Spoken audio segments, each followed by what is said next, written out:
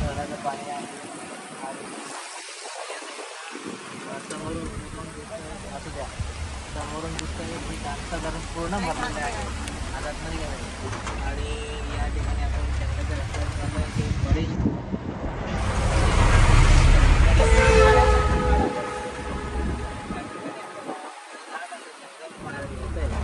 आणि मी तर असं ऐकलंय की या जंगलामध्ये वाघ वगैरे नेहमी इथल्या रहिवाशांना दिसत असतात. आणि खूप सुंदर असं या ठिकाणी निसर्गरम्य वातावरण आहे. आणि कांसा धरण जे भारतामध्ये प्रसिद्ध आहे ते कांसा धरण या ठिकाणी आहे. आणि आपण चाललो आहोत वावसे या ठिकाणी, वावसे या गावाला. आपण बघू शकता या ठिकाणी निसर्गाने मिळालेलं हे गाव आहे. आतमध्ये कांसा इकडून गाव. हा, इथूनच आपल्याला